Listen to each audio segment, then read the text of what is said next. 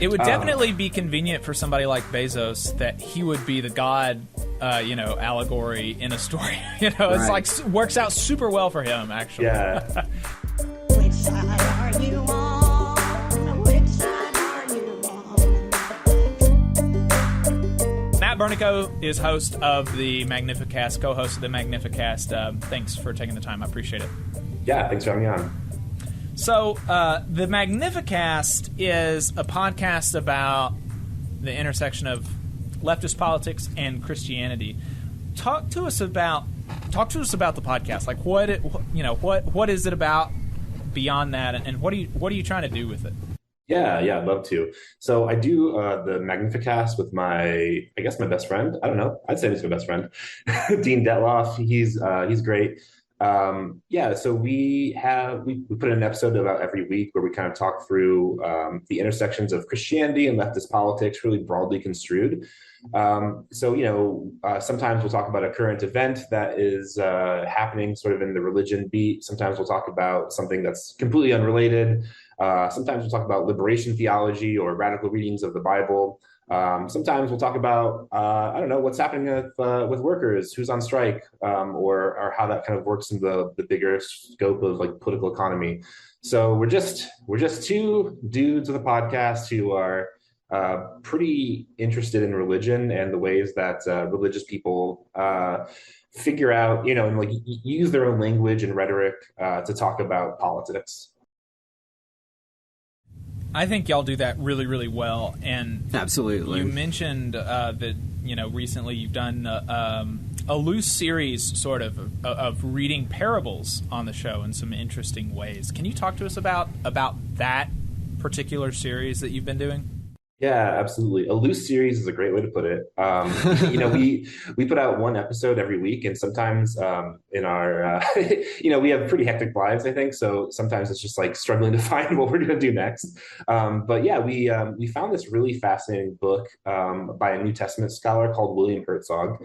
William Herzog is like a sort of a historicist, a historicist when it comes to the New Testament. So that's what he wants to know, like. What in the New Testament did Jesus really say? What was added in later? How would the people who were listening to Jesus or the other sort of characters in the New Testament, how would they have heard those words? What would they have meant to them? So we did like 3 episodes around Jesus's parables. William Herzog, he has this book called Parables as Subversive Speech, and we found that book really interesting because when you crack it open, all of the parables that you've ever heard in church, at least in my case, are completely different when you kind of start viewing them as within like a historical context rather than just like how your pastor tells you to to read them or something.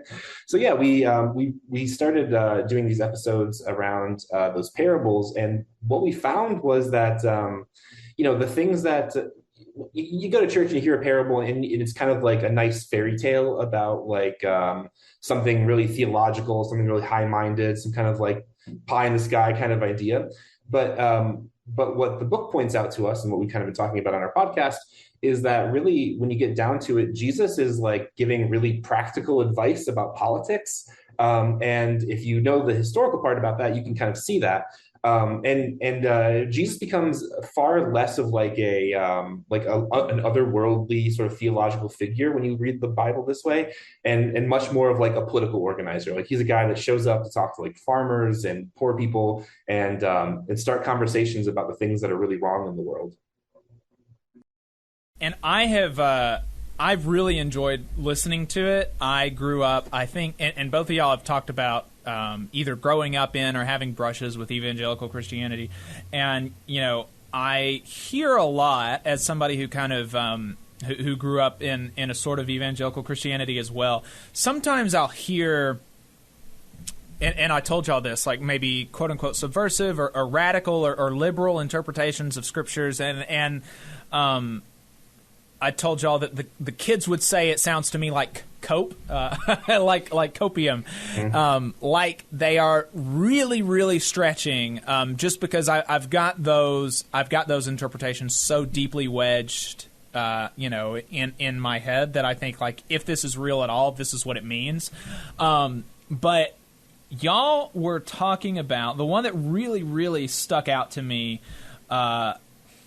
gosh, I can't. I think it was the one about the parable of the sower, and it really hit me like, oh, this sounds like that could be right. That sounds, that sounds like this tracks. This makes sense. So could you give us a really quick, just a really quick overview, a review of that parable, and maybe what it potentially actually means, or at least one viable interpretation that y'all talked about? Yeah, so there's so many parables out there. It's hard to keep them all straight, that's for sure. The one that we talked about on the podcast, I think that you're referring to, is actually called the parable of the workers in the vineyard. That's in the there's a few of these. When it comes to parables, it's like there's always a vineyard, there's always a king, there's always whatever servants, all kinds of stuff, really agrarian sort of scenes, right? But the one that you're talking about is actually in the Gospel of Mark, and it's really interesting because it's the only book, it's the only gospel that this parable comes up in. I won't go into reading the entire the Bible verse on this on the radio here. That's maybe for a different radio station, but I'll give you the cliff notes here. So basically, in this parable in Mark, Jesus is telling a story to these who people who had been farmers, right? And the story goes like this. So there's a rich man who comes and buys up land in I don't know, wherever they are, the turn of the millennium, Palestine or whatever, Judea, who knows? I don't. Anyway, so there's a rich man that comes and buys up land and turns it into a vineyard. He hires a bunch of tenants to farm the vineyard, and it's going, whatever. The thing. Oh, hang on. Before I get into the historical stuff, I'll keep going.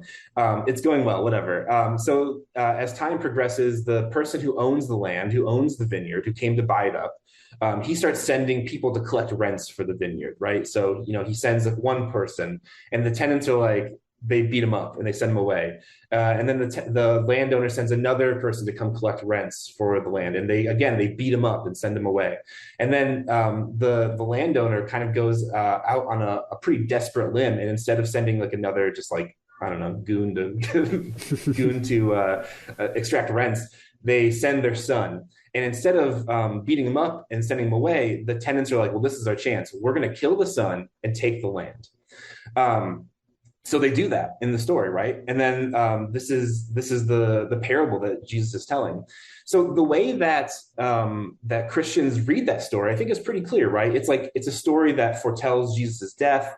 We can we kind of look at that story as sort of an analogy to the situation of Jesus coming to people and trying to collect the rents. I guess it's a weird metaphor, but in that story we kind of assign all of the characters up and down to certain theological ideas. Like the person who buys up the land and owns the vineyard, we assume automatically is God, and the people who God sends to get the rents from the people, those are the prophets. And then when God's, the landowner sends a son, that's representative of Jesus. And in each one of these cases, we're supposed to associate ourselves with the sort of wicked tenants who beat up the people and whatever. That's like the overly theologized and allegoricalized version of that story. And what this book from William Herzog, the guy that we're kind of reading and studying here, is telling us is that's wrong. That's wrong. That's not how the people who heard that story would have understood it themselves. So, and it's kind of funny because the author of this book, Herzog, he's like, well, if you're talking to a bunch of workers, agricultural workers who are constantly being screwed over by landowners, they're not going to associate the person who owns their vineyard with God, right? That's not how it would work out. The landowner's the bad guy. Why would we think that? So the historicized reading goes a little something different, right? So instead of these landowners being it tries to answer the question, why are these tenants beating up the son? Why do they think that that would work or whatever? So the historicized reading explains that it's not actually a theological allegory at all. It's actually just a story about peasant revolts and how they would happen often. And the way that this story works in the gospel is that it's not really about another world at all. It's not about Jesus' death at all. Jesus is just saying, hey, peasant revolts have never worked. So maybe don't try that. Don't try to kill your landowner's son. Instead, what else should you do? Because that's the interesting part about parables too, is that they're not sort of like stories that are encapsulated within themselves. They're like the beginning of like a teaching or organizing moment that you might have with somebody, right? Jesus tells that story, and then at the end is like, okay, so what would you do next? If peasant revolts are not the way forward, what would you do next to maybe like get this awful landowner off your back or something, right? So there's a whole bunch of other like historical context that I'm happy to talk about if you want, but that's kind of like the crux of these episodes that we've been doing. We have certain ways of reading the parables in really allegorical ways. But if you think about them historically and kind of you do this like the homework, which there's a lot of it, and learn about the ancient world and how all this works, what you get is Jesus is far more of like a political organizer. He's interested in labor. He's interested in the problems that people just run into in their lives, and less so about like what happens when you die, or if he's the son of God or something like that. I mean, those things are important, but like they're not the main pieces of these stories, right? There's something else going on that's sort of deeper in them. Yeah, I think that I think the light bulb really turned off when you mentioned about like during this time, the peasants were super, super exploited by the landowners, by the people who are going to come and buy their vineyards. And so why would it be exactly that I associate, it would be like today telling a parable about Amazon and including Jeff Bezos and then trying to make the assumption that an Amazon worker is going to think Bezos is God in the analogy. Like, why would you think that? As an Amazon worker, somebody telling you a parable about Jeff Bezos, why would you think that he is analogous to God in this situation? And so that was really fascinating to me. And then I think once you start thinking that way, a lot of the other stuff kind of fall into place and make a lot more sense. Because that's what they do. Every time you hear about a vineyard, every time you hear about something, the landowner, the king, is always assumed in evangelical sermons to be the allegory to God. And I think there's a lot of value in questioning that assumption. Totally. It's so bonkers that that's how we've just sort of learned to read the Bible. Like, it's the ways that like extremely like owner class sort of people have come to shape the way that even our religion works, which is bonkers. It would definitely be convenient for somebody like Bezos that he would be the God, allegory in a story. It's Right. like works out super well for him, actually. Yeah. I've been off the podcast. I've been reading this book along with some people at my church that I go to, and they're finding it really fascinating. So the other night we met and we read a parable. It's in the Gospel of Matthew, but it shows up in a bunch of places, and I'm sure people are kind of familiar with this one. It's a little bit more I don't know, popular, I guess. But it's Matthew 18, and it's called The Parable of the Unrepentant Servant.